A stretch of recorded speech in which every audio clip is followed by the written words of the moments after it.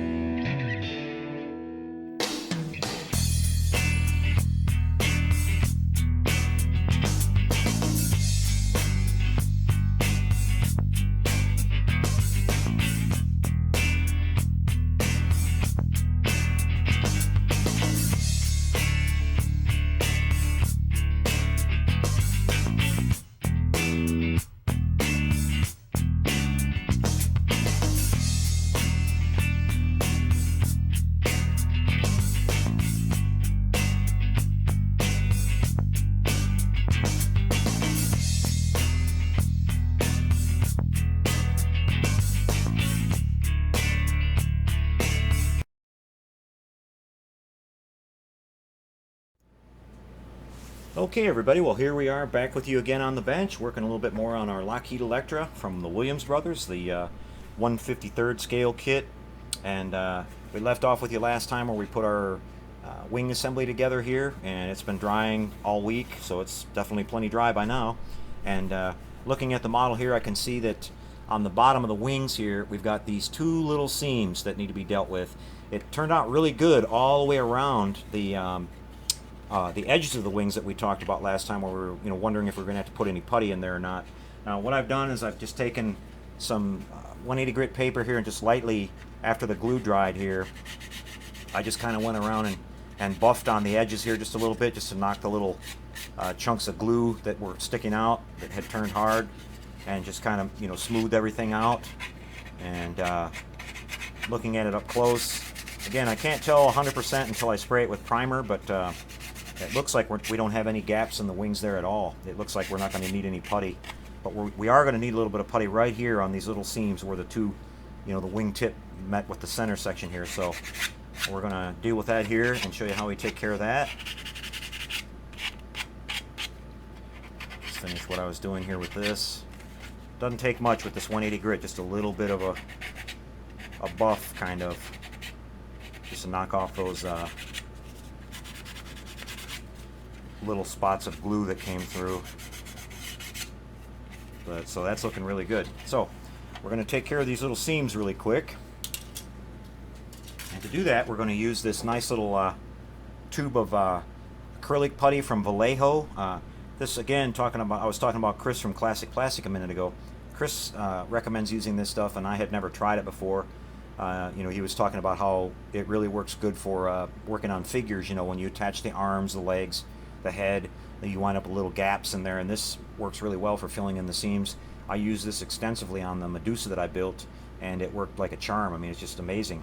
And the nice thing about it is, like I said, you got this tiny little applicator tip, and so you can really control it. You can make a really tiny little thin bead, so you don't get a whole bunch of excess putty that you got to get rid of later on. So this is going to be ideal for taking care of these little seams we got right here on these wings. So we're just going to lay this tip against here and just let it follow the groove, and we're just going to squeeze off a little bead of putty.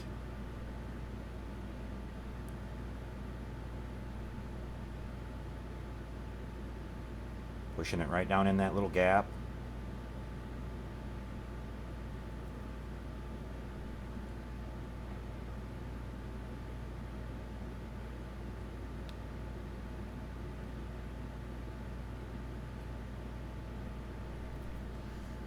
So you got a little, just kind of a little bead that you can see. I know this white is hard to see with this camera, but we'll let that just kind of sit there a minute. Now, your putty tends to shrink once you level it out, so it might shrink down inside that little gap just a little bit, so you might have to wait a little while and then come back and put one more coat over the top of it. But it's kind of hit and miss on that. Sometimes it does, sometimes it doesn't.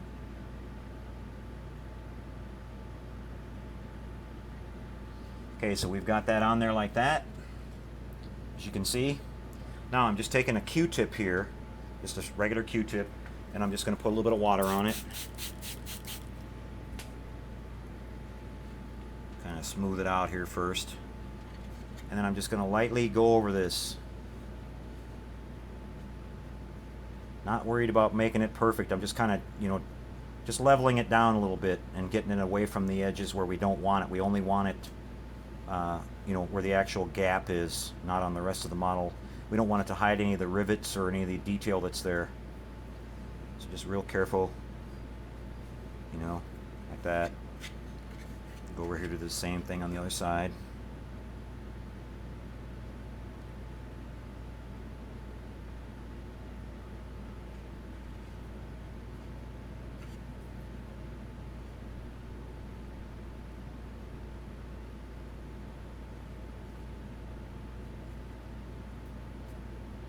So what we wind up with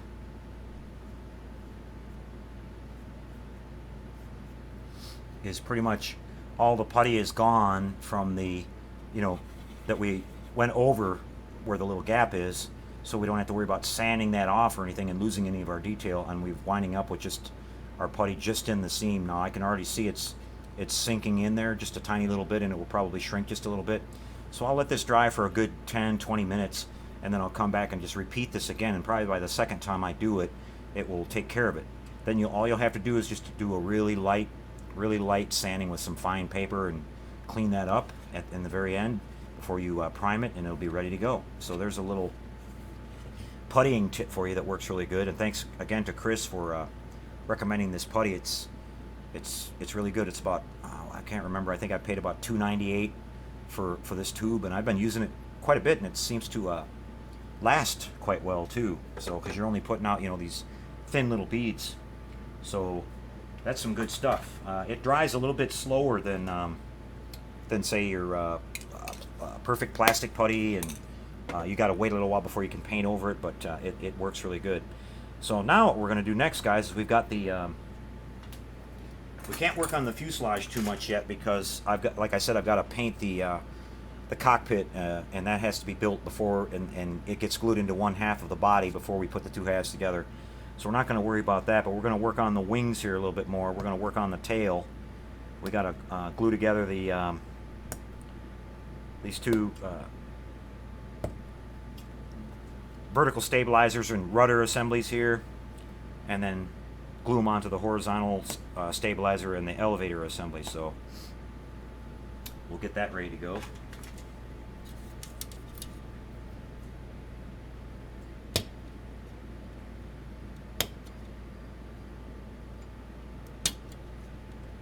Oh, and while I'm at it, a couple guys asked about some of our projects that we had started. I got an email from DeWitt.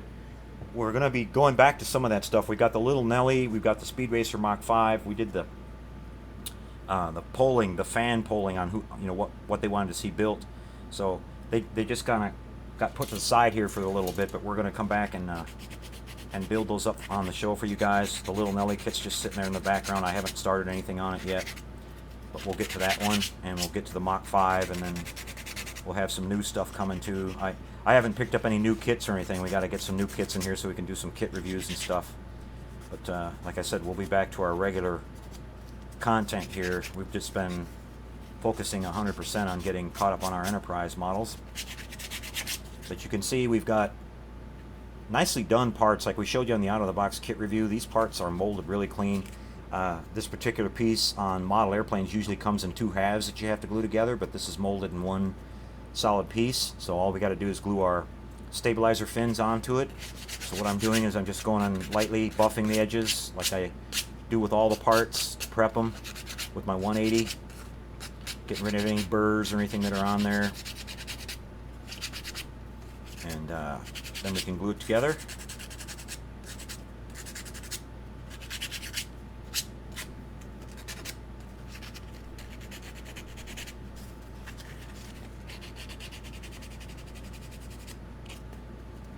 That looks good. These parts clean up really nice. This is a nice kit.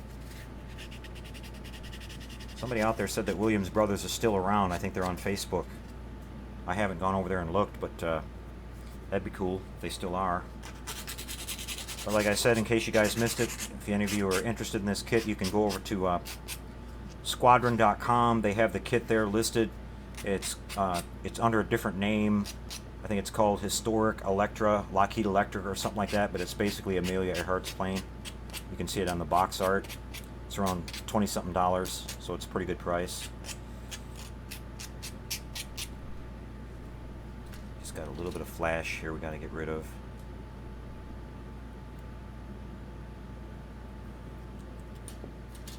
Don't want to lose that. They got the little trim tab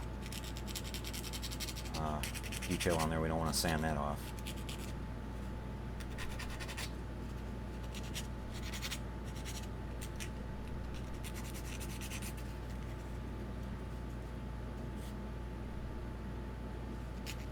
I think this little piece right here is supposed to stay there too. That's like where the antenna wires connect to.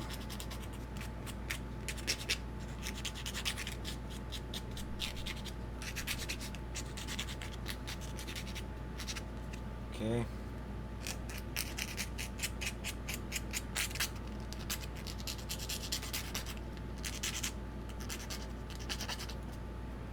Almost there.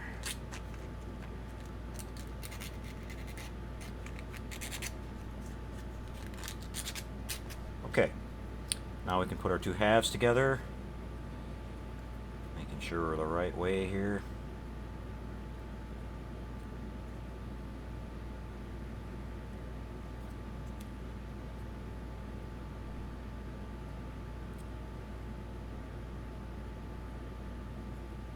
That looks good.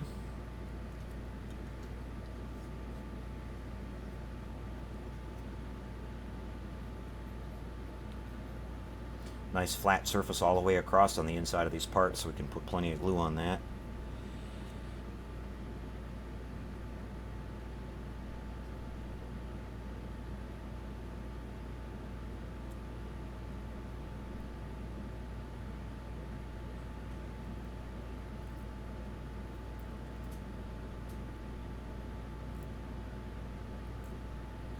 We've got a little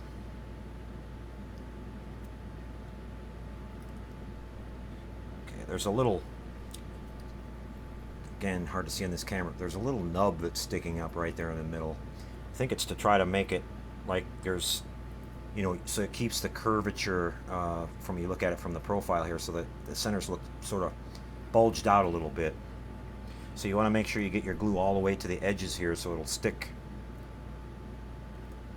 I think I'm going to have to do that. I didn't get enough glue out to the edge at one side, doesn't want to stick.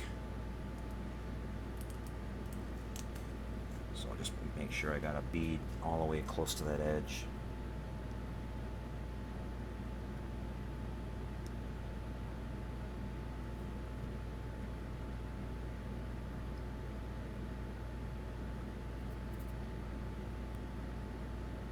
There, that's better. Sticking now. Okay, we'll set that off to the side. Same thing over here.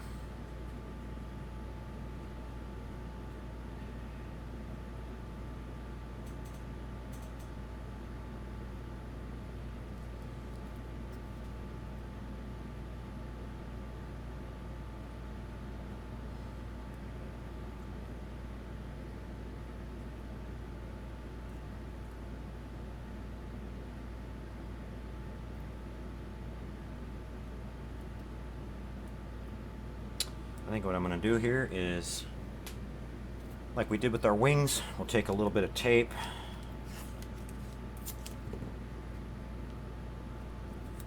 Just squeeze these together and wrap a little tape around there. That'll make sure that they stay together nice and tight when they dry.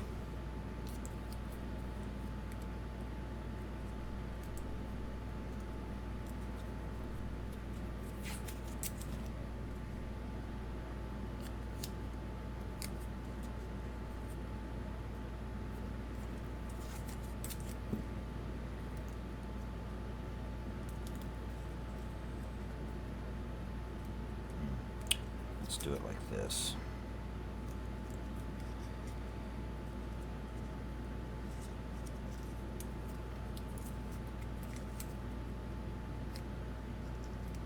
Okay.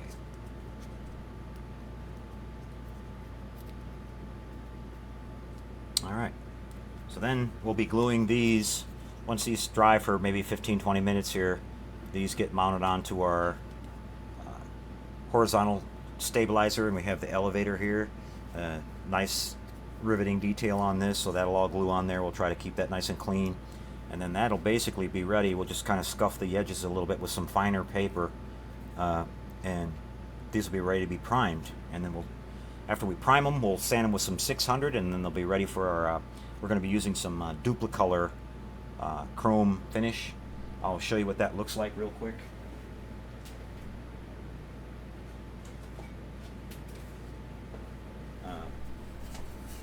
Pardon, we got a little bit of overspray on this can, but you can see this is what it looks like. It comes in this can. It's can't read what it says.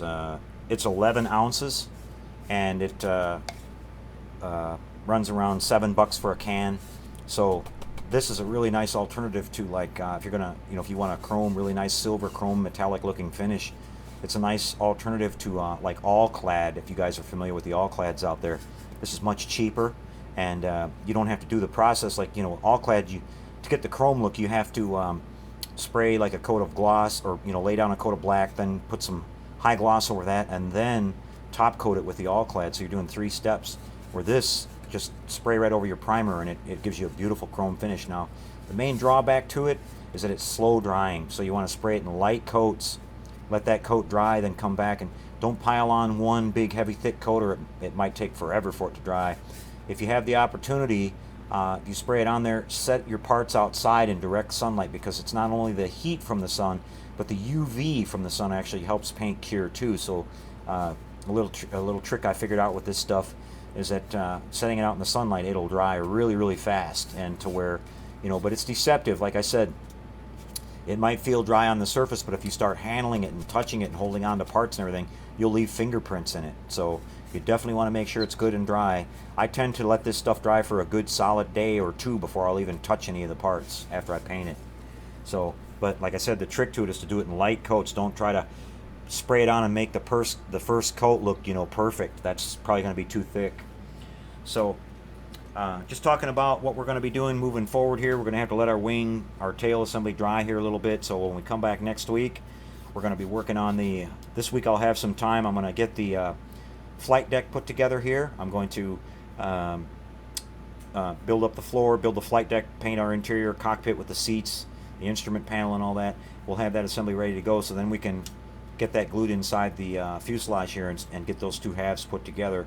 Once we get that done, we're well on our way to getting the major parts of the model finished up. So okay guys, I hope you enjoyed that little segment on our Electra. We're gonna take another quick break here. We'll come back and JD and I are gonna show you how we package up the 350 scale Classic Enterprise to send it off to our customer. A couple of you guys have asked about that, so we thought we'd show it while we were going to do it here anyway tonight, so we'll show you that. Be right back, everybody.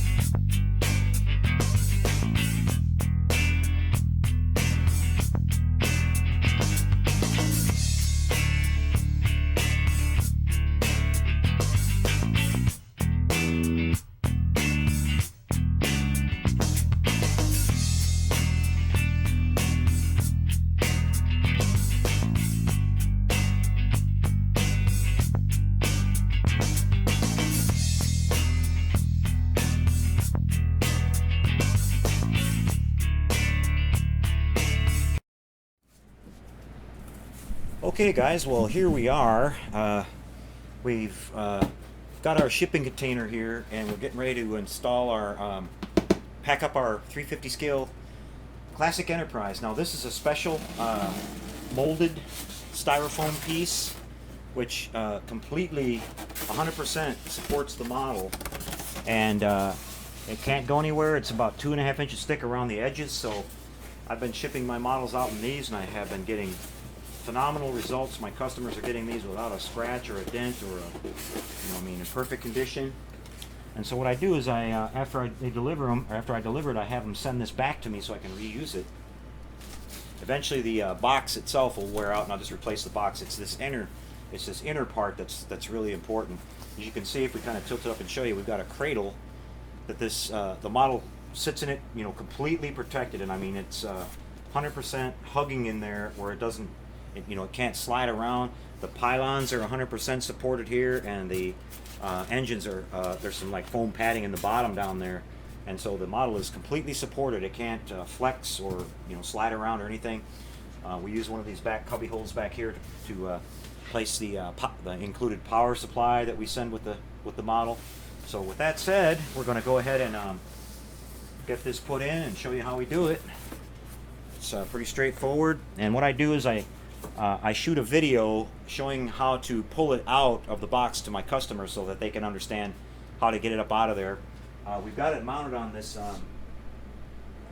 Polar Lights base here, as you can see, so we can't put it in there like that. So what I do is I build in some extra slack in the wiring here that's actually tucked up inside the model. So what we do is we basically turn this over and we set it down in its cradle, and let's kind of pick this up and show them how that looks. Styrofoam in there, but you can see it can't go anywhere, guys. It's totally locked in. Now these upper parts go down and actually drop right in there like like a locking block system, and so it's supported from the top and the bottom. It can't slide or move up and down or anything. So we've got that. Now we've got this little round piece right here that goes in that completely covers up the saucer. We'll show you that too. Now you can see that that's basically sealed. It's totally protected. And so now we've got the back part that drops in, as you can see, and that goes down and locks in there, and that 100% protects the back. So that's now you can see anywhere. Yeah, the only thing that's exposed is the belly there. We got a little space there where the deflector is kind of out in the air by itself, where nothing can bang into it and knock that off. So now you can see we've got this base that's sticking up that we've got to do something with. So what we do is we just rotate the mounting rod and pull it up out of there, and you can see I've got extra wire here. We pull the rod out of the base itself, and then we're just going to gently lay this in this sort of cubby hole that's right here. There's a little gap where the top lid piece goes onto it, and we'll have it sitting there like that. Now we'll take and we'll wrap all this up with we're going to cut this out here real quick. I've got some of this nice bubble wrap protecting stuff. Just cut a piece of that out.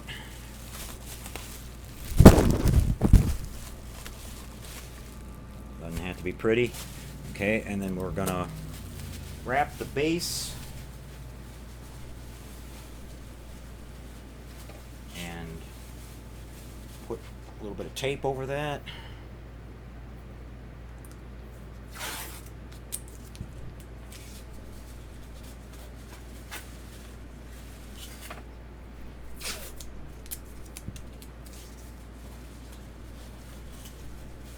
Okay, now our base is protected. We've got everything there, and then we'll place our top piece here. That way around. And then finally there is a cardboard header that goes on the top. And presto, we have a 350 scale Enterprise all ready to be shipped. We just got to tape up our box real good. So that's how we're shipping these out, guys. And like I said, it's been excuse me, it's been working like a champ. I mean, it's we get no damage whatsoever. The customers are really happy. Now the trick to this is this is actually the box that my original Master Replicas Enterprise came in. A lot of you guys out there might know what that is. Now those are exactly the same. The size, the shape, and everything is exactly the same as the Polar Lights model. So you're saying, well, you've only got one of those cases. What if something happens to it? Well, I've actually found a guy here in San Antonio that specializes in cutting and shaping and molding foam. So he's going to use this as a pattern and make me a couple of new cartons. And so in case anything ever happens to this primary one, we'll have a replacement. Like I said, the box itself will eventually get worn out, but it's the inner part that matters. We can always get a new box and put it's that inner cocoon that's the important part. So we're also going to have these made for like other models that we're going to that we know that we're going to be doing like a lot of repeating and sending them, like maybe the Enterprise refit and some of the other ones. So that's how we do it, guys. And it is possible to ship a model and not have it destroyed if you got to go to extreme measures though, like we're doing here. So a lot of you guys, like I said, had asked about that, and here you go. That's what we're doing. So we'll finish taping this up tonight, and this one will get shipped out tomorrow. Let's go ahead and close up the lid here, JD. And we got to put our power supply in there, so remember to do that before we tape it. But that's it, guys. We're going to take another quick break here, and we're going to come back, and you guys can enjoy the new interview from Richard Taylor and Jim Dow, talking about some more stuff that they didn't talk about in the interview that I did, and then also they're going to talk about what their plans are for doing the new Enterprise model that they want to build. So enjoy that, and we'll be right back, everybody.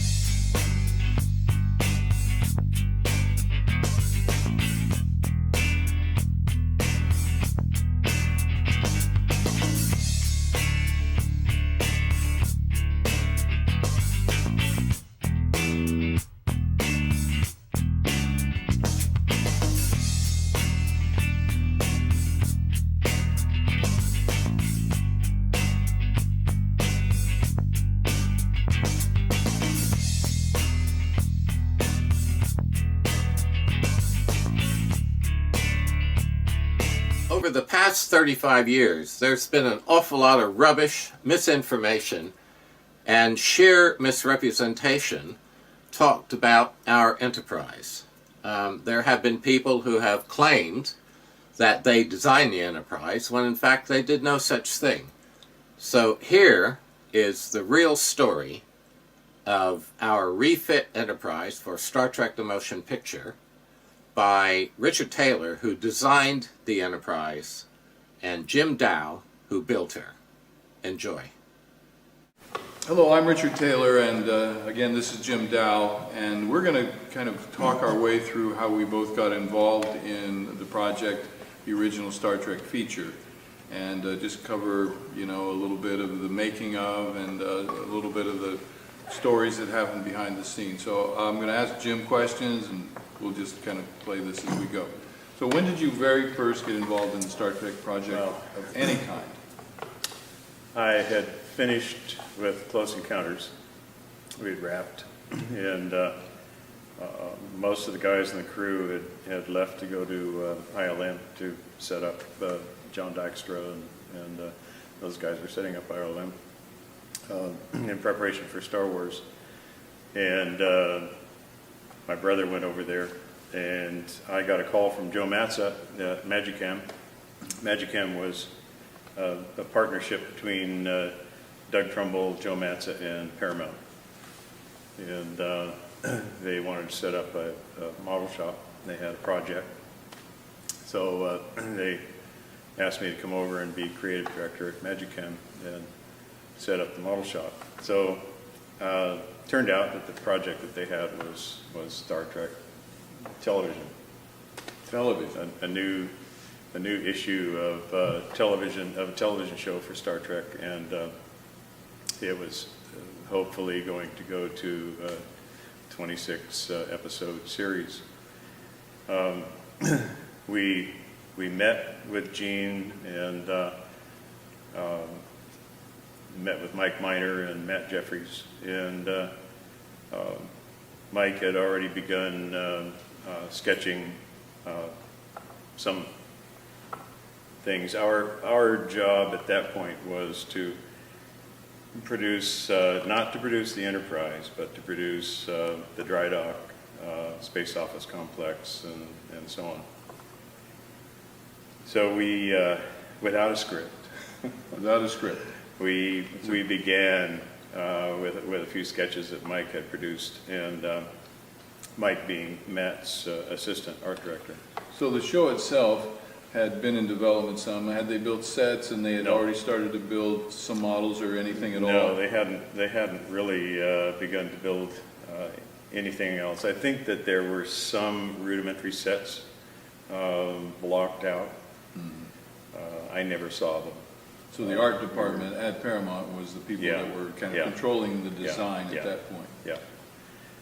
So I began to set up the facility, took the sketches that Mike was playing with and developed them into something that we could build. And we began building first the dry dock. We had dimensions for the Enterprise, which is being built by someone else out in the valley. So let's go to that. Yeah. The Enterprise was being built by Matt Jeffries or someone, who was that?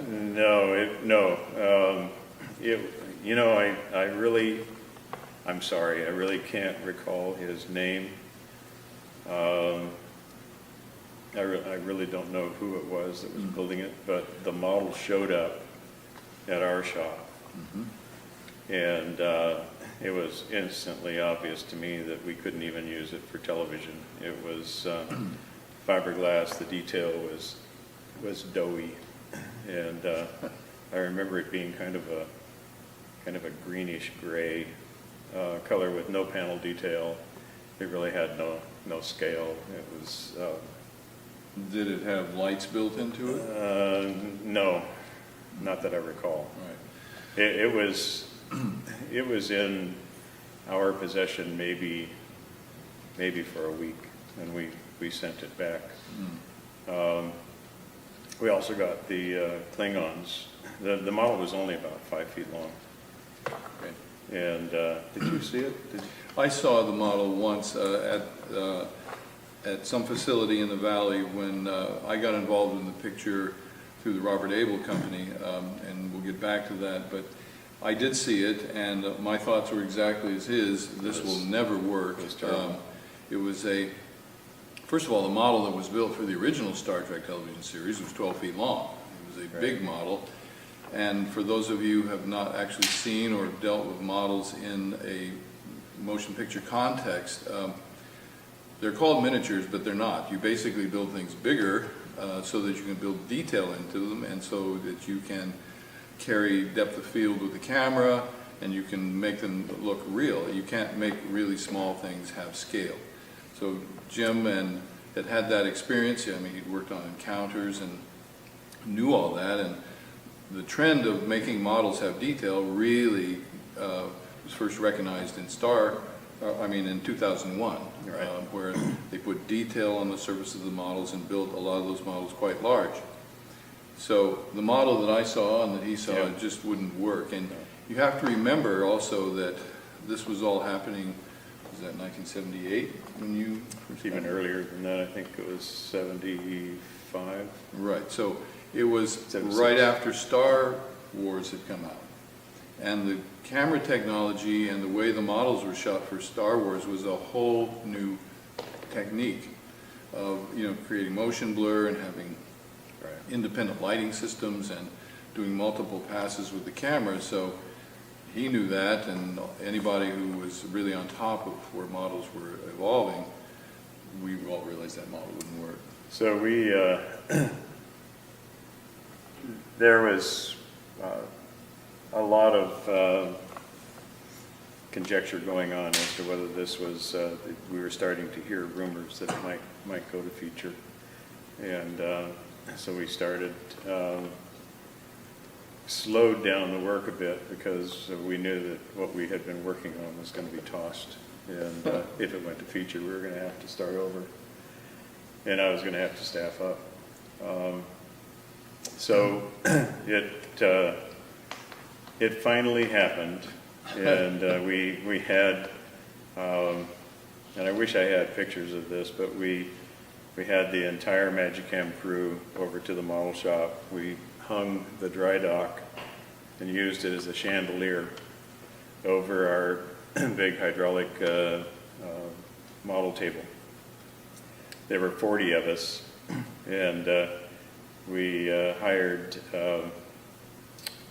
Gladstones for fish, and they brought in big boiling tubs, and we consumed 60 lobster that night, and had a wake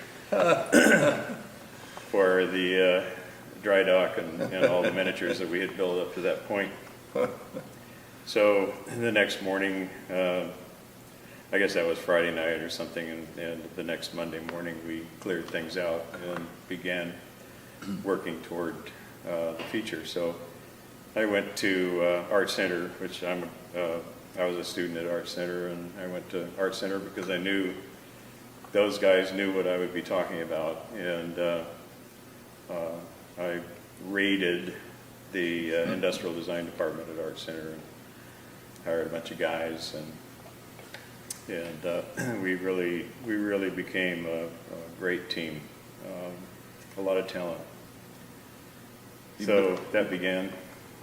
He built a team that could make the models the way they needed to be made. It was a great team of people pulled together. So we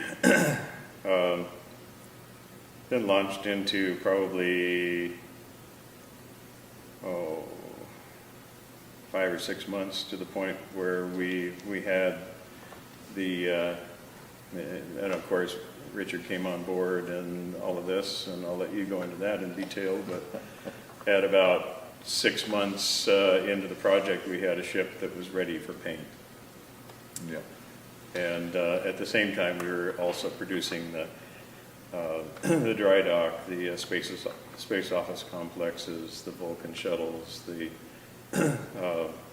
Klingon battlecruiser, and the work bees and the work bee trailers, and the everything, and including large 15-foot long, almost full-scale sections of the main body of the Enterprise for close-up shots, and so on. So just an immense amount of work, and we finally had the ship to the point where it was in white, and we had begun laying out the patterns, and I had always intended that was my part, was to put the final touch.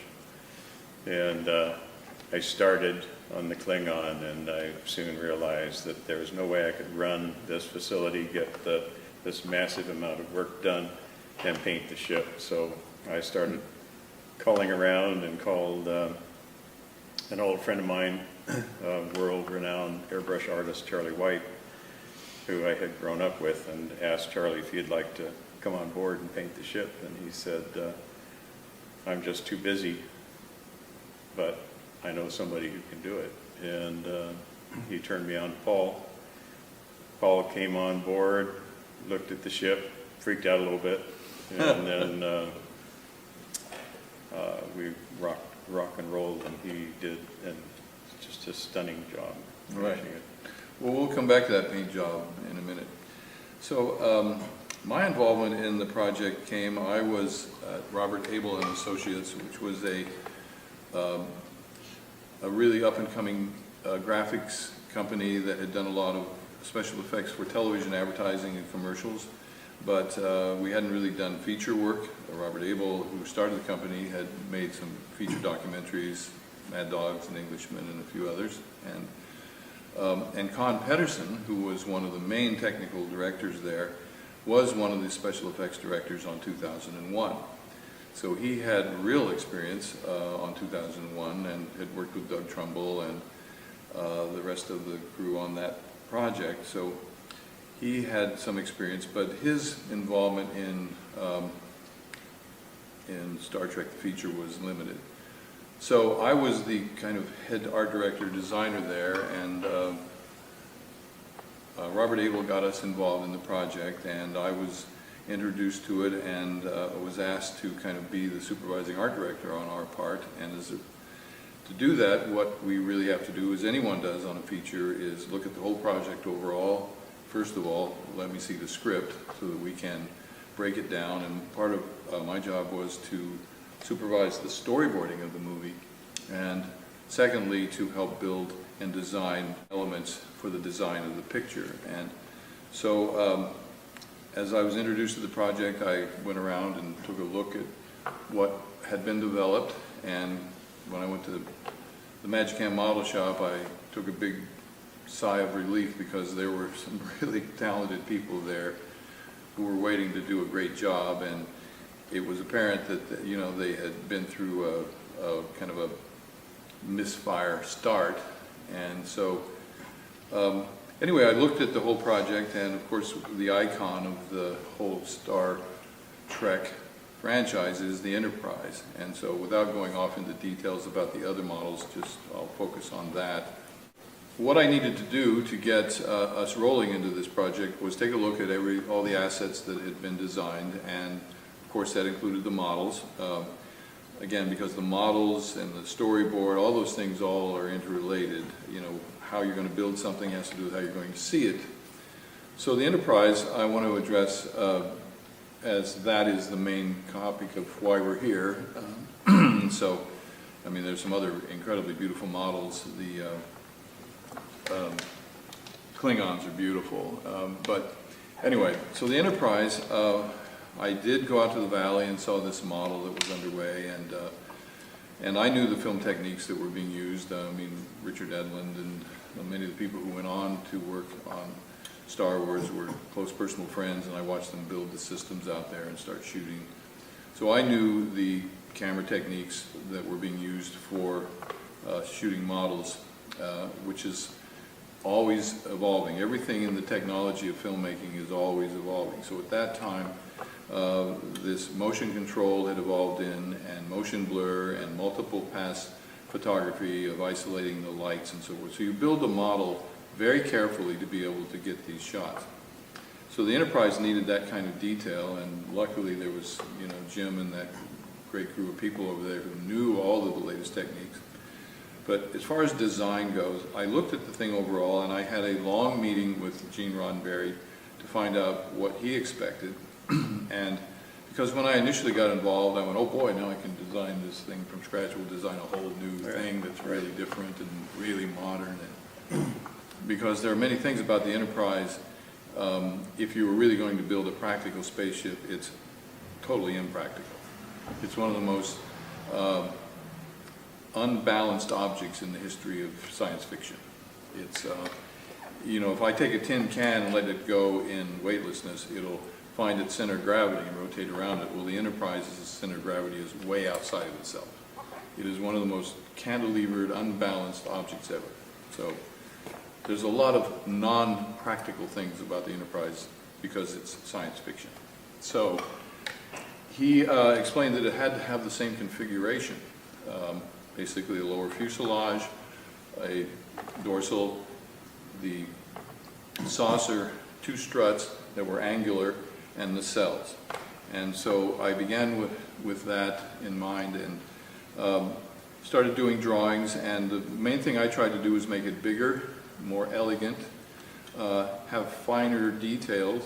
I tried to give it a kind of Art Deco feel, a lot of horizontal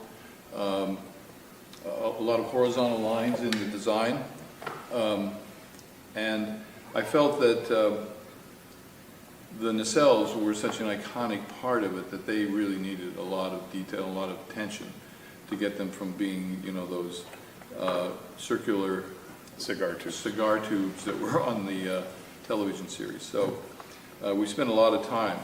Now, anybody who designs anything, an architect, whatever you design, you are supported by a team of people. I didn't design every line on the Enterprise, but I was the filter that kept the view of how it was to be, and generally for the models. So whether it was a Vulcan shuttle or the work bee, or but I, like anyone built, like an architect, Gene Roddenberry and Star Trek was the client. And there were things mandated by him that I thought were totally impractical as far as anything that you would do in the real world for a model of a real spacecraft. He insisted that the doors that you enter from were 12 foot in diameter circular doors, which those are huge. And that meant that when the shuttle brought Kirk on board, it had to dock with a circular door. The Vulcan shuttle had to dock with a bridge, and you have to have these huge circular doors. And So I of asked, course, we wanted to make them irises. yes, we wanted to have them That was iris. logical. Yeah, And, I said, can we have them iris open? No, No. we can't iris open. So throughout the Enterprise, there are lots of things like that, and part of my job as well was to work with the art director to have the set pieces match the models, and especially the bridge. And there are a lot of things about the design of the bridge which are interesting stories. But going back to this original model, so I started doing drawings, and I had a lot of meetings with Jim about how we would build it. You know, the armature, we knew it had to be seen from 6 different views, so the armature had to support that, and it was going to be very heavy. We decided on the scale, what lighting systems there would be, because I had designed thrusters all over it, which were never really used in the movie, but how the windows and the details, all that stuff was going to be done. So we worked together as a team, and that's how you make things in this world. You know, the Mark Stetsons and you know, some of the other people, Yeah. Tom Pock, Chris Ross, Chris Yeah. Crump. So I would take drawings over there, and I also hired a team of people who work with me. Actually, Chris Ross worked a little bit on doing some work, and so we did illustrations of these different pieces and then go back and forth and figure out physically how it was going to be built, and then they started building the actual physical models. And could you tell us more about the process that you built it with? Well, basically, on the Enterprise, focusing on the Enterprise, we began with the armature because it's such a gangly structure, and we knew we had to armature it from 6 different positions. I designed the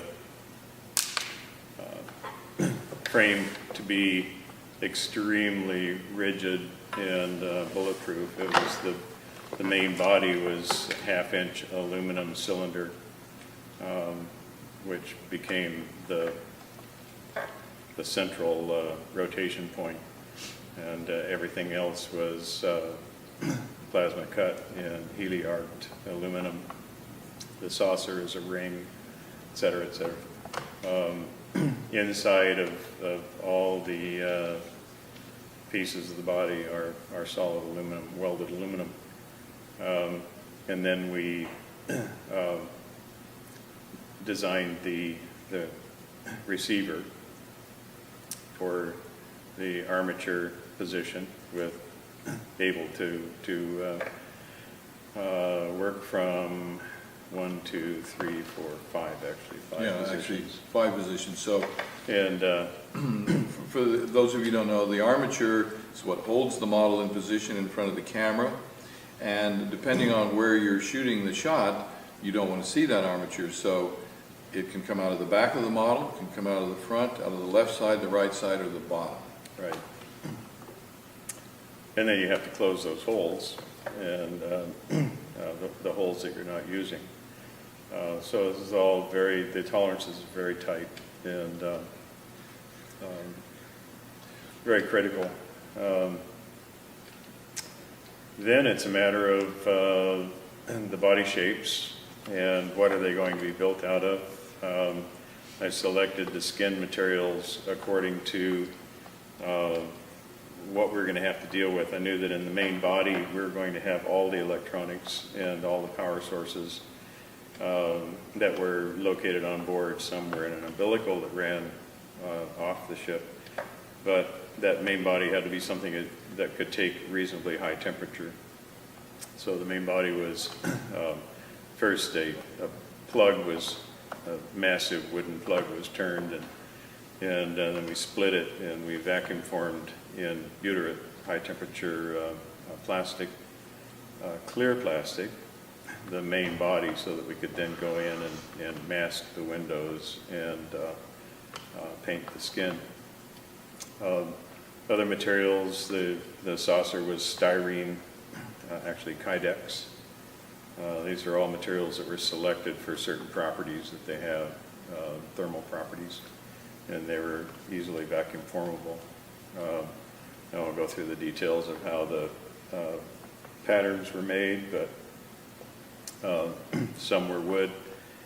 The saucer was spun in plaster, and then the shell vacuum formed over the plaster, etc. The pylons were, the nacelles were hand built with vacuum formed.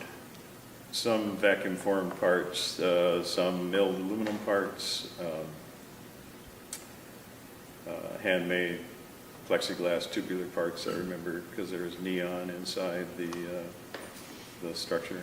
Yeah, let's talk a little bit about the lighting elements that you built into it. Okay, so tell us a little bit about the lighting system. Lighting systems, yeah. Well, it was 1970 something. 78. Yeah, kind of the state of the art at the time was we'd been doing a lot of neon, and on the mothership, Close Encounters, we used a lot of neon. Larry Albright in Santa Monica was doing all my custom neon with little 3mm neon, and so we built a lot of neon into the ship, and then we were using, of course, grain of wheat bulbs, the smallest, hottest sources we could find. So let me ask you, the neon, what parts of the ship were lit with neon and for what reason? We used neon in most of the window areas. We had anywhere we had portholes, we had windows, we had neon, And we could vary the intensity of the neon. And we put transparencies. Yes, right. I shot pictures on the sets, and we got different details that we needed to, so that when the camera came very close by the Enterprise and you were looking through any of the windows, that there was something in there. So there were transparencies that were in front of this neon lighting, Right. and therefore, and the windows were actually 1/4 or 1/8 inch plexi. Yeah, around 1/8 inch. 1/8 inch plexi that was polished, so there was some optical distortion when you go by, so you would see, something moving in there and give that sense of detail. So the windows were made so you could see detail through them, and there were other parts of the Enterprise. What was the room that we looked into that had the trees and? Yes, right. Kind of, what you would call that? Yeah, The that's- recreation area. The recreation room, or it was Lower the you gotta get the name right Yeah. for that. Sorry. Anyway, so there were parts of the Enterprise when the camera would go by that you needed to see detail in, and that's why you built certain parts of it with neon. Yeah. And where were the grain of wheat lights used? And the grain of wheat lights were marker lights and so on in various spaces. I know that we even had fiber optics in there as well. But I know that a lot of that got changed later after it left our hands, because somebody, I heard the rumor that somebody was showing his girlfriend and flipped the switch and everything came on and over voltaged and burned the systems. So I think, Paul, you were probably there when they had to do some surgery and open it up. And replace a few things. So again, the reason that the lights were built the way they were is for photographic reasons. Right. Controllability, availability. Right, and being able to control the exposure. The model sitting here and the cameras would move by it at different shots for different angles. And you'd make a shot, you'd make a pass. These are motion controlled cameras that could move by and then repeat the same move. So you would make one pass by it, lit for the overall body, another pass for the window lights, another pass for the running lights, the strobes or whatever else. So that's just, again, another detail that needed to be built into this model. The lighting systems that we were talking about here had a multiple purpose. As I explained, we built them so that we could shoot them photographically and control that photography. And those lights were used throughout the film on the other models as well. And one of the most complicated models as far as lighting was the dry dock. And Jim, you have part of that here, Yeah. something to do, some of the lighting Actually, pieces? I do. This is one of the panels, which you'll probably recognize for the dry dock. And these are tiny little granite wheat lamps, and in a reflector that was originally used to measure gases across an opening. They use these things across the opening of a smokestack with a laser to measure the gases that are being emitted by a power plant or something like that. Right. So those were the lighting units they made in... Found these great little elements, and we used them to make up the lighting panels for the dry dock. So as he said, there are grain of wheat lights on here, and there's, I don't know, 50 of them on here or something, and each one of them, and they're called grain of wheat lights because they're the size of a grain of wheat. They are tiny, and they are literally incandescent filaments, which have a particular quality that's different than neon. In my designing things over the years, you know, sometimes you use fluorescent, sometimes you use incandescent because of the color temperatures, and there's a lot of science involved in, you know, how you design lights in the models. And my problem as far as making a miniature is concerned is I have to look at thermal characteristics of the lamp and how much heat is the lamp generating, and if it's going to melt the plastics around it and so on. So we have to design the structure to be able to carry the thermal characteristics of the So that's lamp. just way beyond, I mean, a much more complicated system to build than anything that we do now with LEDs, which don't have that temperature. Right. And another difficult Exciting. problem is, you know, when you build these lights into a system and something does go wrong, how do you fix them? How do you get in there? Do you have to tear the whole model apart? So there's a lot of consideration there. The design of that was one of the critical things. So the model itself, again, the design of it overall, part of what I tried to take into account, of course, was the story points that were going to be reached through the script. And I really did a lot of research into the history of the Enterprise and what the functionality of the different parts were, because we had to make things that sunk up with the engine room. There were effects being done in there. There were dockings of the Vulcan shuttle. There were sequences that took place on the bridge. So it all had to have continuity. And I had to, in my own mind, understand the function of everything and whether the function is possible. You know, how does the Enterprise actually work? Those in the cells have antimatter in them. They create a wake in space. And the Enterprise is literally surfing on a wake. That's why the tail of it and the skegs on the nacelles and so forth are shaped the way that, so it's literally surfing on a disturbance in space. And then, of course, the downrange deflector on the nose of the fuselage to clear objects out of the way of this thing coming at light speed. Try that on your weekend traffic. So there were a lot of functional things that we built into the Enterprise in the design to make it so the audience could look at it and kind of understand what it's doing. One of the pieces that I designed, that we built, was the ion engine on the back of the saucer. The saucer is actually designed so it can jettison and be its own flying object, and if you really look at it close, there are landing pads where landing gear can unfold so it can land on the ground, and it can be powered by that ion engine. So that was a particular piece of design that was unique and new. And then another part of the lighting of the Enterprise was to make it have scale. So we built lights into it to illuminate itself. When you see an airline land at the airport and the tail's lit up, it's not lit up because they need to see the tail to fly. It's marketing. So the Enterprise, like big cruise ships and so forth, there's lighting on them that's decorative. So there was some lighting built into the Enterprise that did that as well. But in the end, the final thing that you see is the surface of the whole thing and the lights. And this is where we get into the paint job that was designed and how Paul got involved. Again, it's so important to put detail into a model so that when you get close to it, and the Enterprise had a lot of these big, smooth surfaces, so we had to come up with a technique there to solve that problem.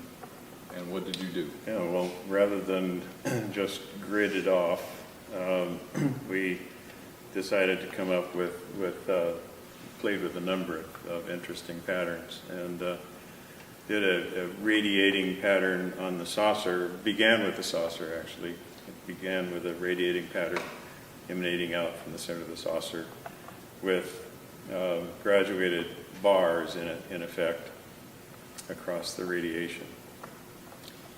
Taking each pi section of the saucer and creating an interesting pattern, and then repeating that pattern, varying very slightly the tone from panel to panel. A lot of people make the mistake of, a lot of airbrush artists make the mistake of placing a mask and then airbrushing around it, and you get kind of a tartan sort of look, and so it was a matter of actually painting each of the panels a slightly varying shade. Very tedious process, and when it came to the point to where we were ready to begin the final finish on the Enterprise, we knew that we had to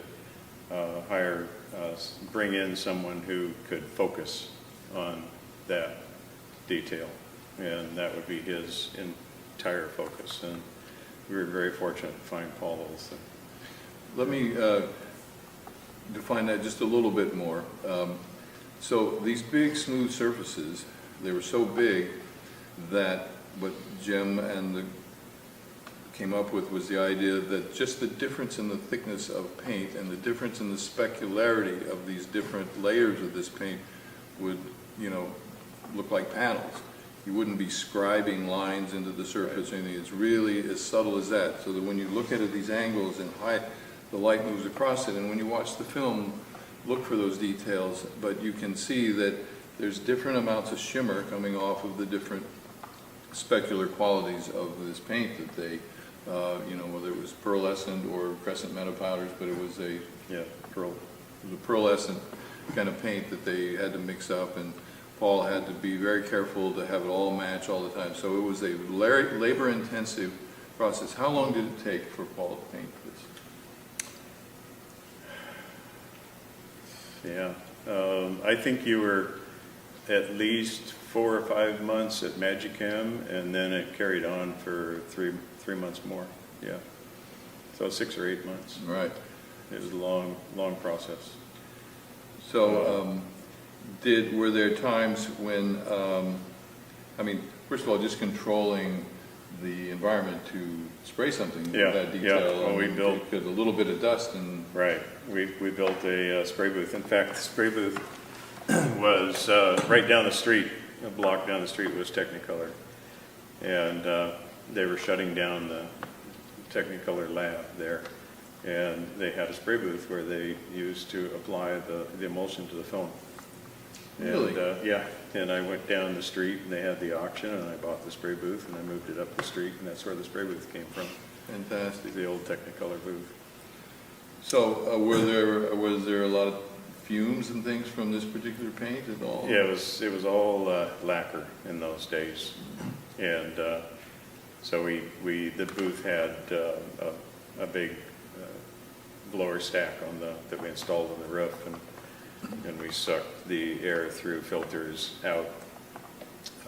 But Paul was in a mask for all those months while he was painting. So that's one of the finishing aspects of it. I mean, that was the biggest detail that really had to be done and done well.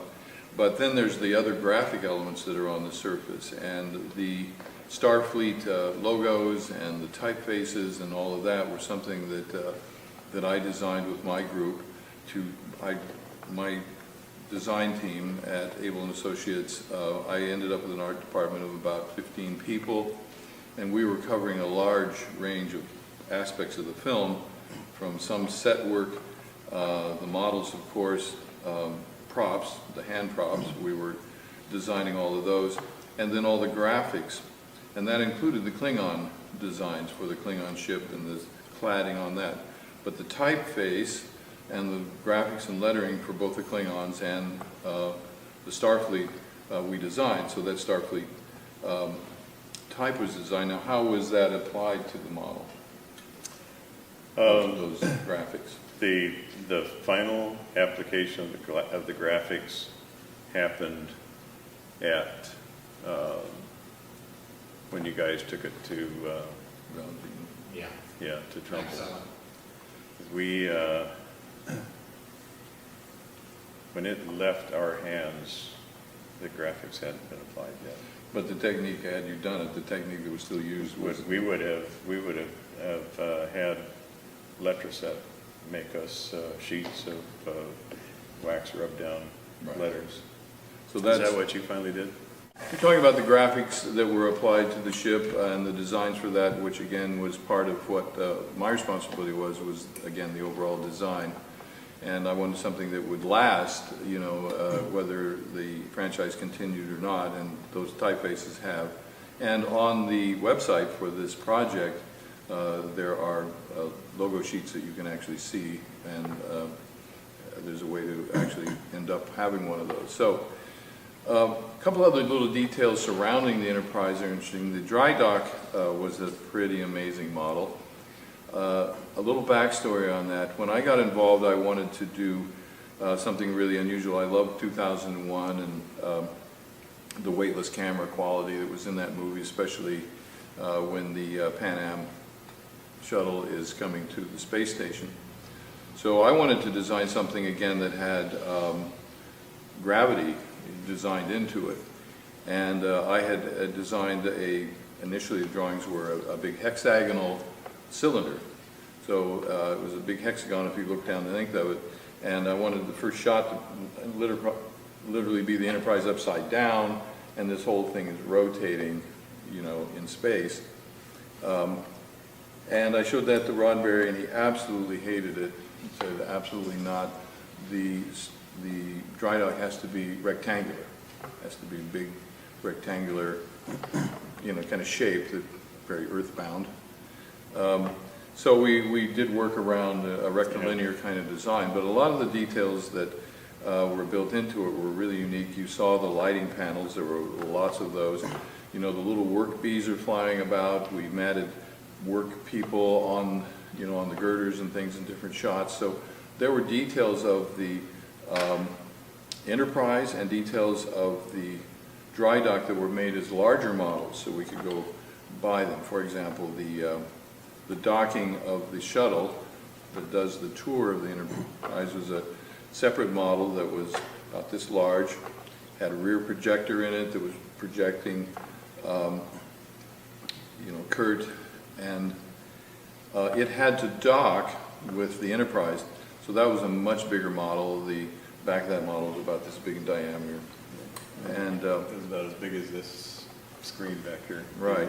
Again, it had to have a 12-foot in diameter circular door. So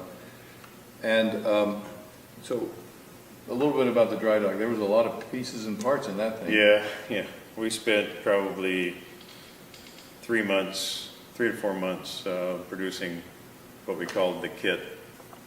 And at one point, laid it all out on a big 10 by 14 foot table, and all the precision radiused half-inch diameter brass tubing that we used to build the structure,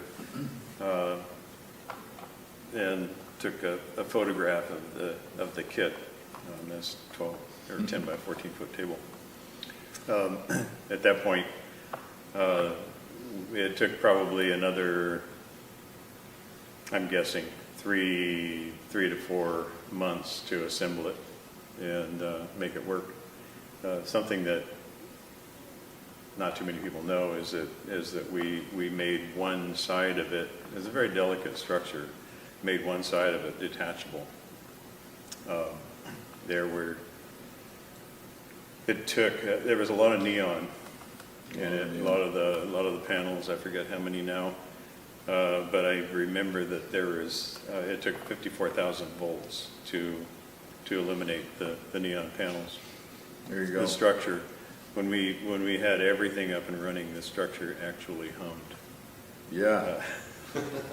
So, just a couple other quick questions about the finish of the Enterprise. And so that paint job that Paul worked on in months of work,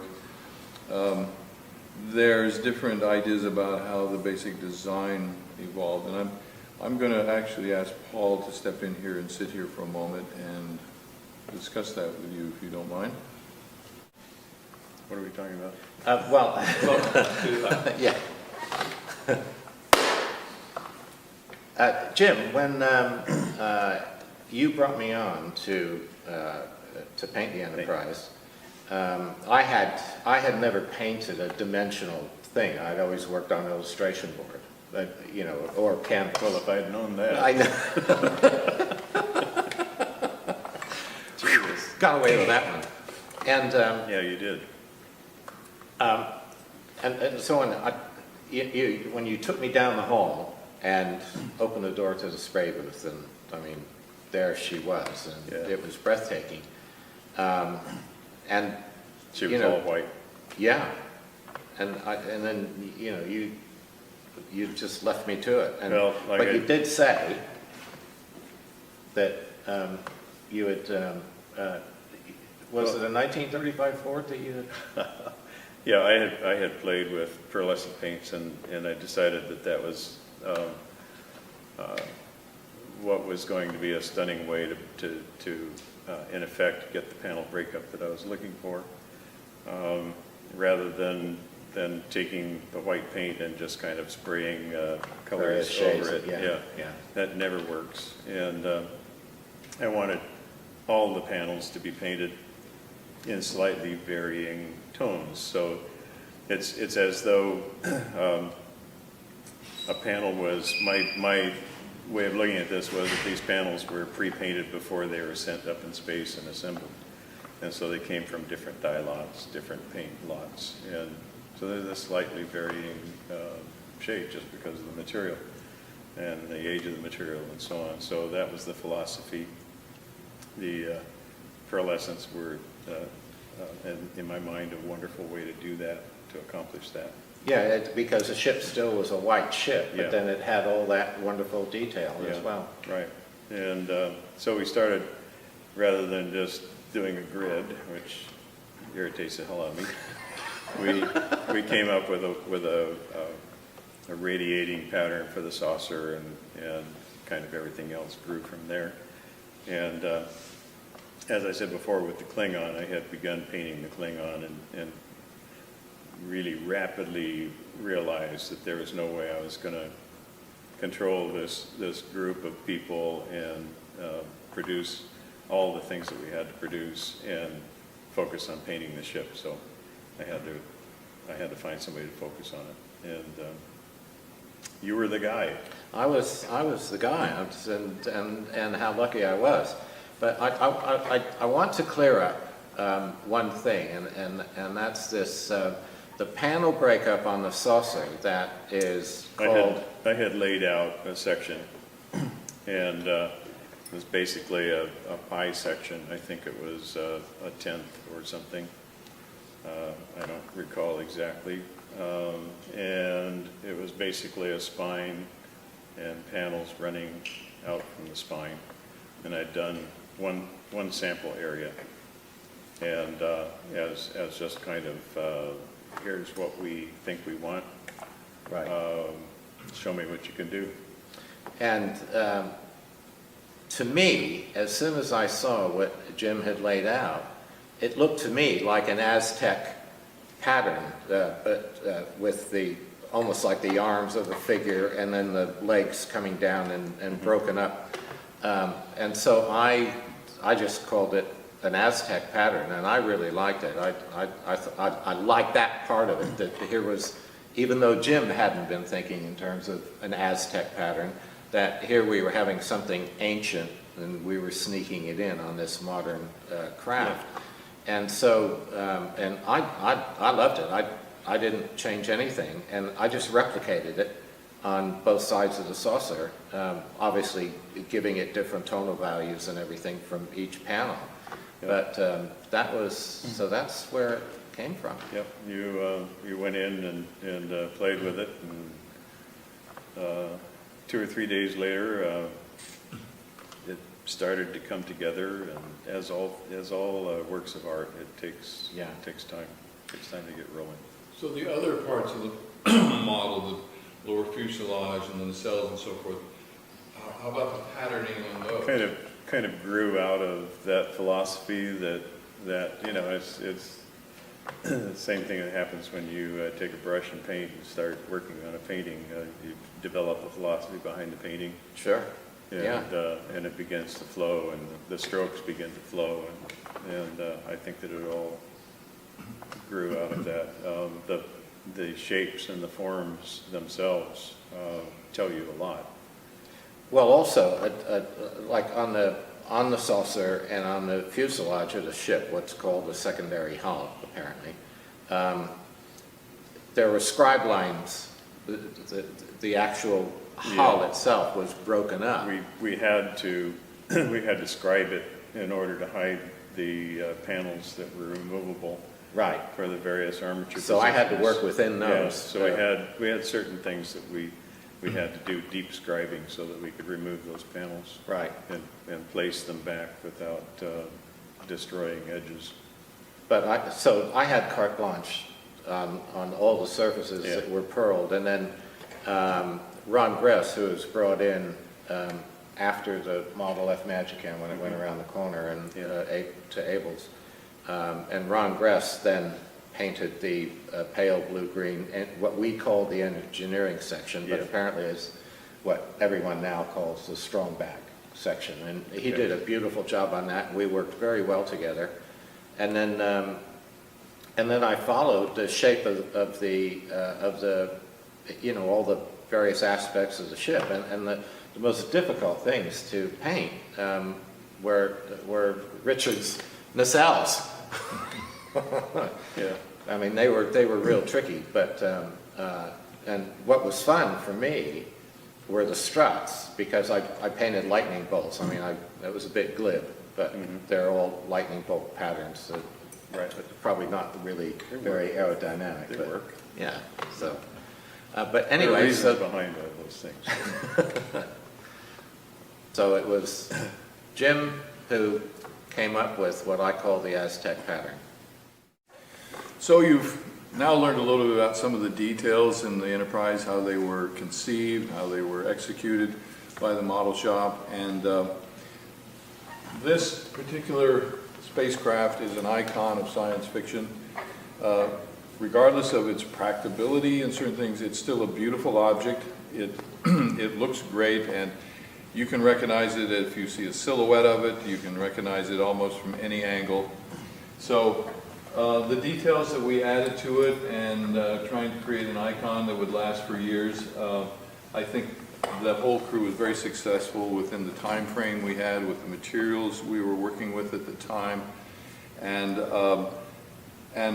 Paramount, you know, kind of really just learning how to make a science fiction film with the new technologies. It turned out really well, and I think there's some beautiful shots in the film. So as the designer, I'm very proud of how it turned out, and of everybody who worked on it. Again, it was a team effort, and things that are done well, things of big scale, and design teams, it's a group effort, so that should be remembered when we see this. And now we have the potential to build a new one that is a little bit bigger, so we can add more detail, make it easier to look at and see in an environment if it travels. We'll use the latest technology, so it's absolutely beautiful. Paul will paint it as the original one was painted, the same patterning, same type of paints, so it'll have that look. And we have designed a display for it that is really going to be beautiful. It'll be in a panoramic background that will be either digitally projected and animating, and then we'll projection map on the model itself so that patterns can move over it. We could even make it look like a blueprint drawing of itself. So we're going to use the latest technology in displaying it, and hopefully this thing can go from Star Trek convention to corporate business lobbies, whomever, space museums, natural history museums. It's only up to the imagination. So for all of us, Paul and Jim and I just want to say, if you can, become a part of this, become a patron to this project, and I think you'll love to see this actual physical model sitting there in front of you. So until then, live long and prosper. Over the past 35 years, there's been an awful lot of rubbish, misinformation, and sheer misrepresentation. Sorry guys, I missed the ending of it there, and it looped back over to the beginning. I got the wrong camera here too, guys. Let me switch over to the other camera here. I'm sitting here watching the show and slacking on my job.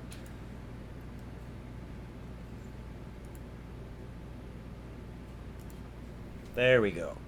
Okay, well, I hope you guys enjoyed that. I turned JD loose for the rest of the night since it's a holiday, so I'll just wrap up the show here by myself. He wanted to say thanks for tuning in and checking it out tonight. He's having a good time working on everything. And but it's Father's Day, so they were going to have dinner, so I cut him loose. I'm not a slave driver here. So anyway, I'm going to do the same thing here in just a little bit.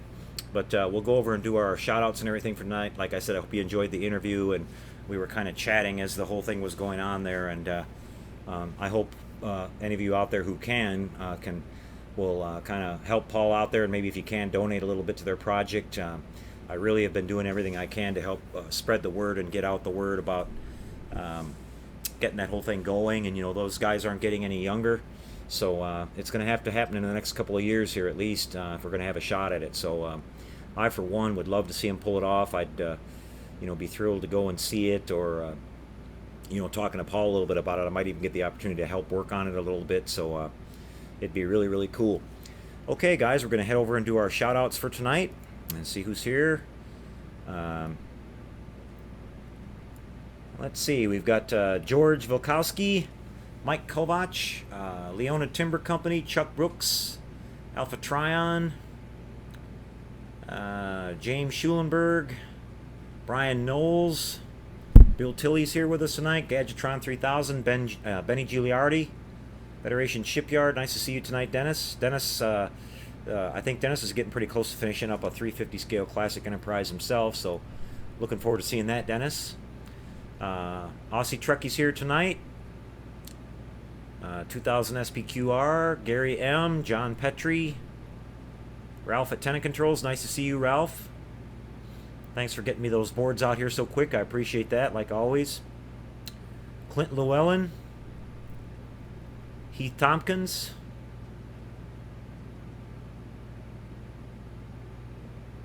Mike Kovach, Rick O'Connor, Murphy Peoples, Grayson Peoples, nice to see you guys.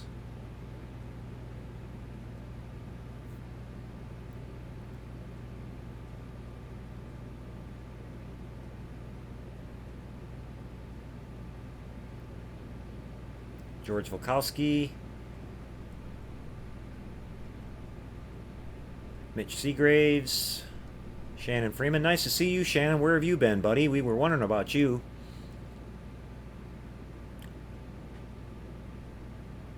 Alpha Trion 92.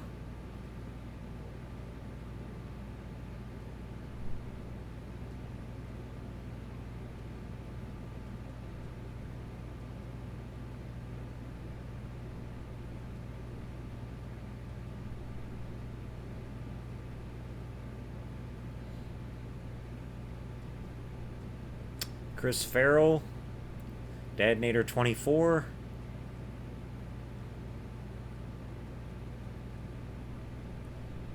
Tagamo Model Works, nice to see you, Tag.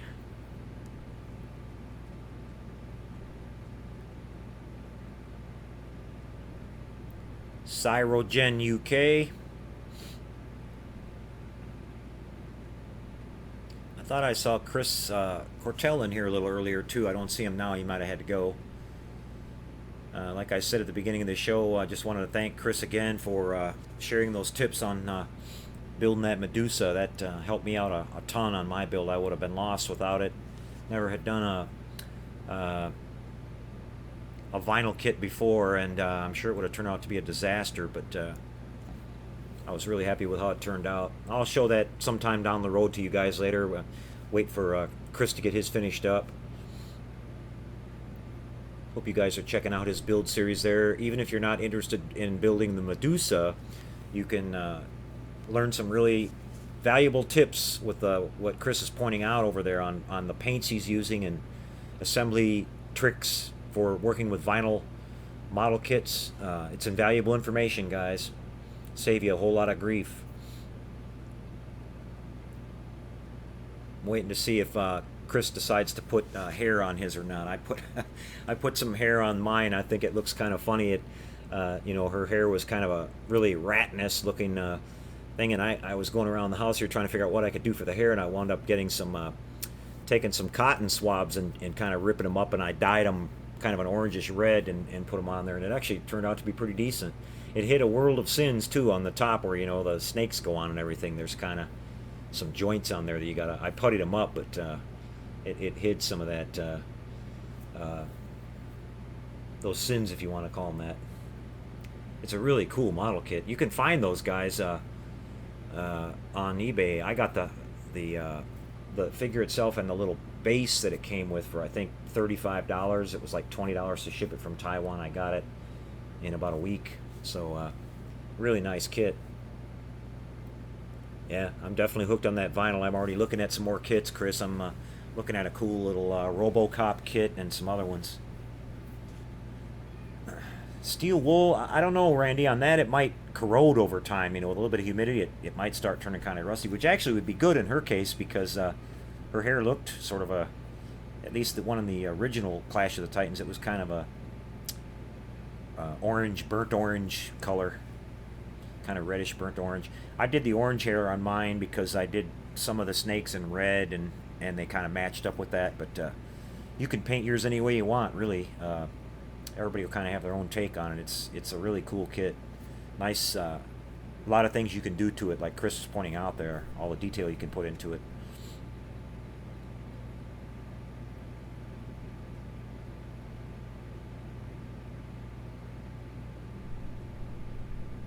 Starfleet 2360 says he's, and welcome by the way, I'm planning on converting a 1000 TOS into a different starship, but going to require cutting the pylons and replacing the secondary hull. Any good advice on how to do it? Take your time and plan it all out, test fit all your parts and everything, and you can, a lot of people have fun doing it. They call that scratch building and kit bashing when you're combining different parts out of kits.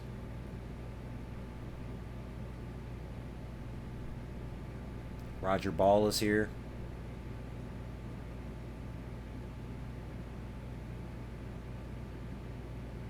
Eric Hawkins, nice to see you, Eric. Oh, Eric, thank you, by the way, for the little clips that you sent me. Eric sent me some nice little clips that are made for hanging stuff on walls and stuff. I think he was thinking about how I was hanging up some of my airplanes and stuff, so thanks for sending that to me, Eric. I really appreciate that. It'll come in handy. Pierre Fontaine, he's got to leave, but glad you could be with us tonight, Pierre. Hope you enjoyed it. Modeler-G. He's talking about getting a lot of those vinyl kits too. Yeah, a lot of them come from Thailand. I was a little bit worried about sending, I don't like to order a lot of stuff from overseas, but it came in just a few days, no problem. Just kind of, if you're ever looking at, ordering some of that stuff from eBay, check their feedback and stuff. That's kind of important. If they got good feedback, chances are you won't have any problems. Chris Farrell says he has a bunch of pictures from the Naval Aviation Museum. Can he post those? Sure. Yeah, post them away, Chris. Just like you say, a lot of people will want to use those for reference. A little bit of, speaking of planes, a little bit of modeling news. That I was on Uvu the other night with Chuck Brooks, and Chuck told me that he heard that Round 2 is going to release a tomorrow is yesterday Enterprise kit that'll have the F-104 Starfighter and a 1/2500 scale model of the Enterprise, and the Starfighter will have the markings for Captain Christopher. I haven't checked their website yet to see if that's been official yet, but apparently he heard it somewhere, so that would be cool. I would love to build that. Yeah, Chris is saying find a good seller that you can trust and stick with that same seller if you go to buy those models from Thailand. That's good advice.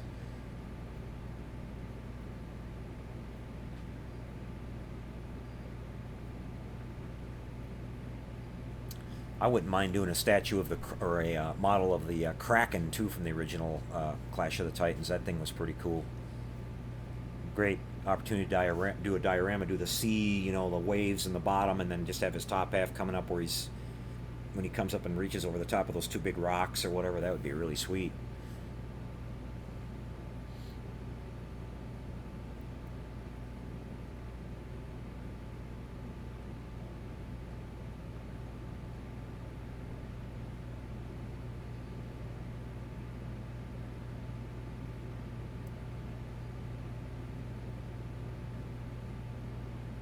Yeah, Geometric. That's the name of the company that made the original Medusa kit.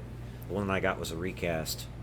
But it was great. I mean, following Chris's advice there. Now, I actually used a hair dryer. Well, my little heat gun here in the shop, Chris recommends, vinyl, you've got to reshape it a little bit. It'll be off. Like, for example, the segments of the Medusa that go together, she's got the coiled tail. And when I was lining those up, some of them were more round and some of them were more oval shaped, so I had to lightly heat them up and put them together. And then what I did is I kept this little pump spray bottle here just right next to me, and as soon as I heated it and got it where I liked it, I just hit it with that real quick and it instantly locked it into place. Then I had to do a little bit of trimming here and there, and then the overall coil as it wrapped around, the coil was, like Chris points out on his video, it was going to wind up coming too far around to the front, so you had to heat up. I waited until I had the whole segment all built, and then I just gently heated it in sections and made that circumference a little bit smaller. You can't do it in just one little area or you'll kink it too much. You'll make too sharp of a bend. You had to make that radius a gradual reduction all the way around. To make it smaller, so her tail kind of came around behind the body and tucked in behind it like it's supposed to. But other than that, a few little adjustments. I turned her head a little bit. I had to adjust one of her arms, Chris points that out too, where otherwise her bow, when she's holding it, the string was going to rake across some of the snakes and some of her parts of her body. So you had to make these small little adjustments, but it was easy to do. I couldn't believe how easy vinyl is to work with. And then cutting it cuts like butter with a hobby knife. So real pleasure to work on. I'll definitely be doing more of those for sure. Always want to do a nice RoboCop, and they've got some nice RoboCop figures out there in vinyl.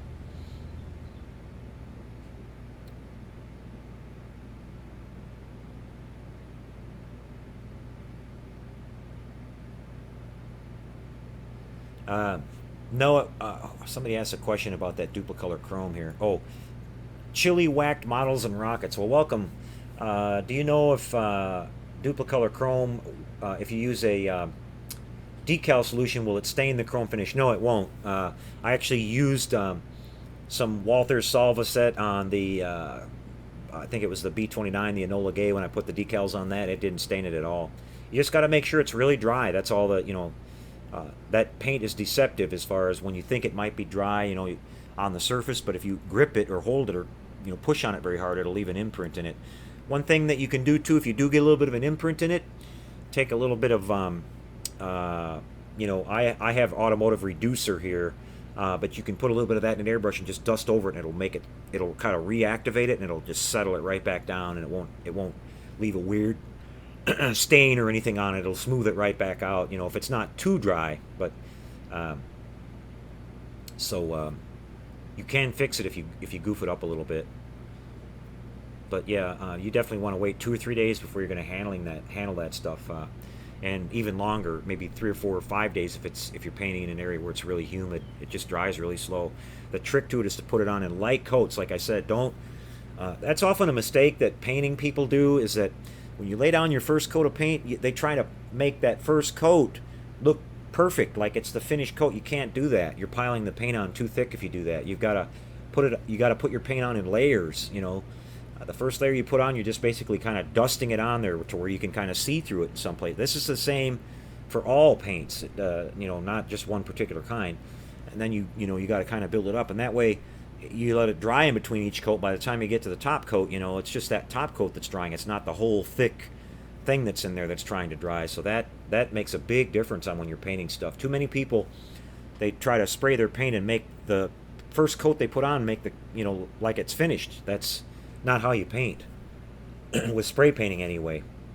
Brush painting's totally different. You got to do that in light coats too, so you don't get big brush strokes in it.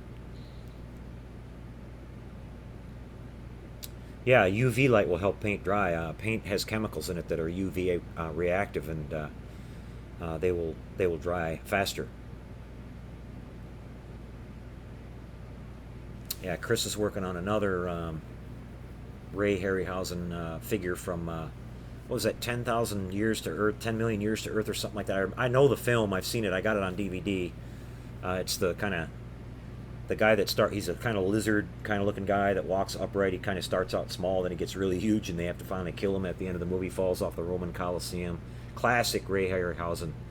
Now, can you guys just imagine, like, when you're looking at Medusa, the little animatic figure that Ray Harryhausen created for Clash of the Titans. Now, keep in mind that, when they're doing stop motion photography, she's moving and doing all these things. If you pay attention, even every little snake that's on her head, he moved in tiny little increments. So those are all moving. I mean, can you imagine? That is just some, 20 million miles to Earth. That's the name of the film. Can you imagine? I mean, and not doing. He was doing that strictly by hand and remembering it by his eye. Because remember back when they made those films, they didn't have digital, so he could immediately look and say, "Oh, okay, I moved it this far. Like I gotta move it like this much." He was doing it all, strictly with his hands and what he would remember in his head. They didn't have an instant way to reference what they were doing like they can in real time now when they're doing, film or video production. So it's just incredible. Next time you see that film, just keep that in mind when you watch all that detail that was going on there, and you just go, holy crap. I mean, I even saw a documentary when they did the movie Mighty Joe Young. Some of you guys, some of your old schoolers out there like me will remember it.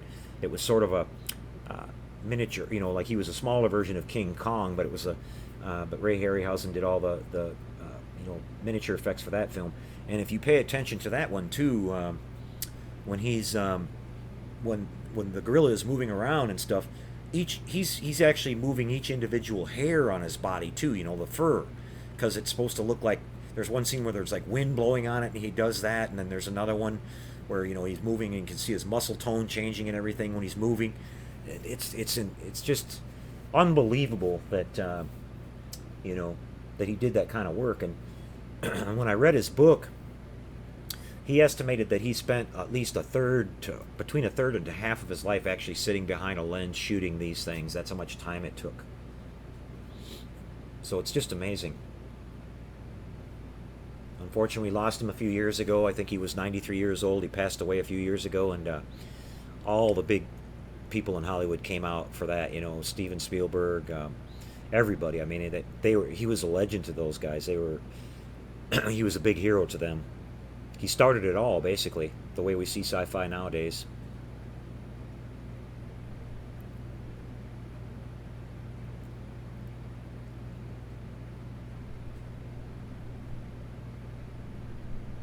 I'd love to have a couple of the skeletons from with the shields from Jason and the Argonauts too. I'm sure they probably make those kits. I've never looked for them, but I bet you they have them out there. That'd be cool too. Or the Hydra with all the heads on it. Just every one of those things was super cool.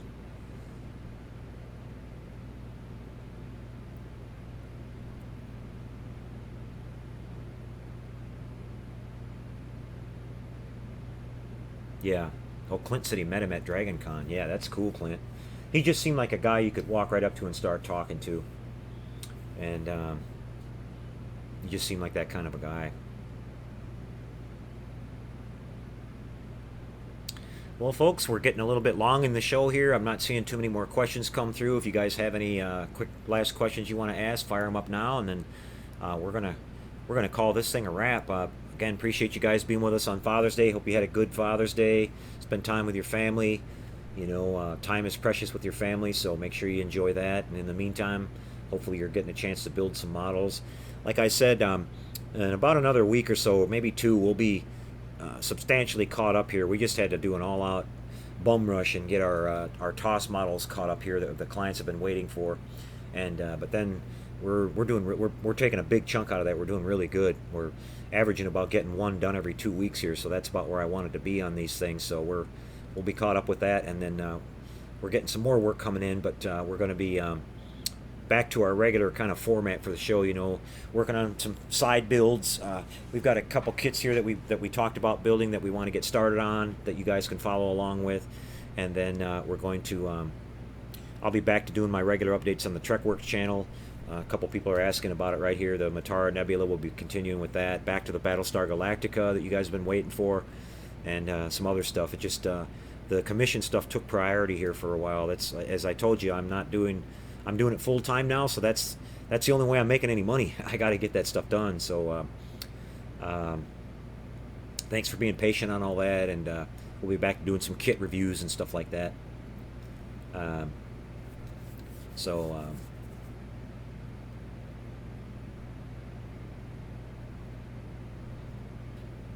Rick O'Connor, would you recommend Future for dull coat? Well, Future is not going to give you much of a dull finish, Rick. It's more of a semi-gloss to a gloss finish. You're going to want to use something a little bit more like Tester's dull coat, or let me show you guys something before I go here real quick. I've been using this stuff here, and I absolutely love it. It's called Duplicolor Matte Finish Clear Coat. Now what this does is it gives you a finish that's sort of in between a dull and a gloss. It's a matte, you know, it's like more of a satin type finish. And I buy this stuff from an online automotive supply company called Jegs. Some of you guys that are into cars and hot rods will know exactly who Jegs is. They've been around for years. They sell a lot of race car parts. Jegs.com. The stuff is like around $25 for a can, 32-ounce can. Lasts you a long time, and you can it comes pre-thinned and ready to spray, so you can put it just directly in your airbrush or in your spray gun and spray away. It lays down beautiful. I haven't had any kind of weird reactions with it. It's lacquer based, so it goes well with you know, most of your hobby type paints that you're using out there, and it dries fast. It's interesting because when you open it up and look at it, you stir up the can, it looks sort of like milk. It looks like a milk. It's not totally clear. And like I said, it dries. It's what I put down on I used it to finish off this last TOS 350 to seal all the decals, and it gave the exact sheen that I was looking for, you know, on that particular ship. Not too glossy, not too dull. Didn't leave that rough texture on it that you get with Tester's dull coat. It's beautiful. And if you like, in other words, if you put it on and it's a little bit too dull,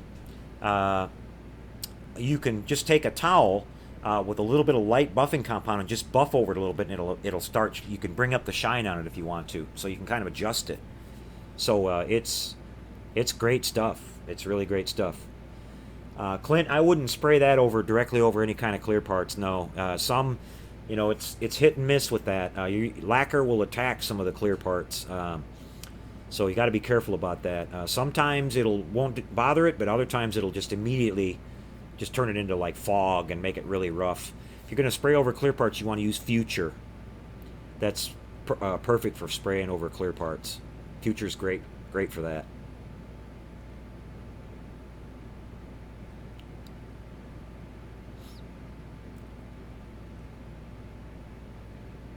Yeah, you can spray over acrylic with it, Rick. No problem. That's what I did. I used acrylic urethane paints for my base colors, and I sprayed lacquer over the top of that. No problem. But I mean, this is a good deal, guys. I mean, 32 ounces. You'd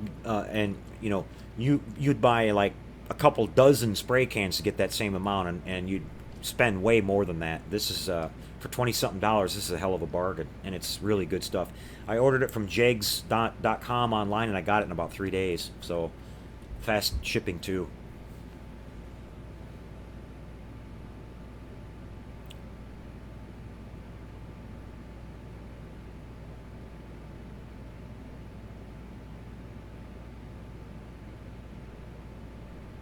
Oh, that's good to hear, Ralph. Yeah, Ralph is, we're getting close on our 8-foot Enterprise, guys, and Ralph has already been getting some of the parts to do some. He's working on a lighting system for it, so yeah, we plan on going with Ralph to light ours all along. So Ralph and I have been talking a lot about what we want to do to it and everything. So that's going to be. It's getting closer and closer to reality, guys. It's happening. Been a long haul, and we still got a ways to go. But I'm like, now I'm at about 99.9% sure that it's all going to happen. So I'm really happy about it. Been waiting about 2.5 years now, so we're getting close.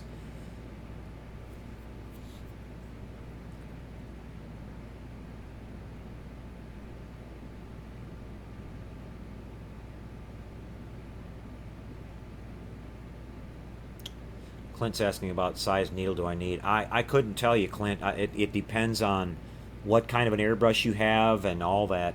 That's a good question to put on the Google Model Shop page. I'm sure somebody there that has an airbrush that's similar to yours might be able to tell you what they're using. It's with me. I very rarely, if at all, ever even mess around with the needle. I just spray my airbrushes with the standard needles they come with, and I've never had any problems. I know guys are all into changing all the needles and everything. I've never had to do any of that. You can adjust the spray by adjusting the internal mechanism in the brush. Like you can adjust it to like when the paint kicks in, like how far you want it to come on before you pull the trigger back, or to keep air, and that's when you're like doing some blending. If you're just painting general areas, just coverage, you want the paint to come in fairly fast so you get maximum volume. But when you're doing detail painting like shading and stuff like that, you want to set that needle back a little bit so that when you pull the trigger and you start pulling it back, it gradually brings the paint in, so you can make that really nice transition from no paint to gradually bring in some paint, where you can, running it the other way, the paint's going to come in right away like full bore. That's what those adjustments are for on that airbrush, and you will learn all that as you start practicing with it.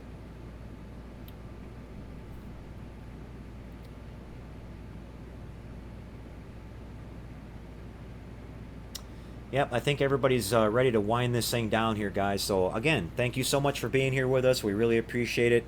Don't forget that to hit that like button if you get a chance. I'd really appreciate that too. And we'll see you guys next week. We'll have a lot more on the bench for you guys next week. I promise we'll do a little bit more on the Electra, and we're going to start some other kits going here. Probably have get a couple kit reviews here to do for you guys. I got to pick up some new kits, and we'll go on from there, everybody. So take care out there. Enjoy the rest of your Father's Day. We'll see you next time. Good night, all. Build something this week, too. Keep sending us those pictures. We really appreciate that. We've got almost enough for another new slideshow. So if you're building something, even if it's not done, send us some progress pictures, and we'll put together a new slideshow and have that up here for you guys real quick. So take it easy, guys. Good night. We'll see you next time.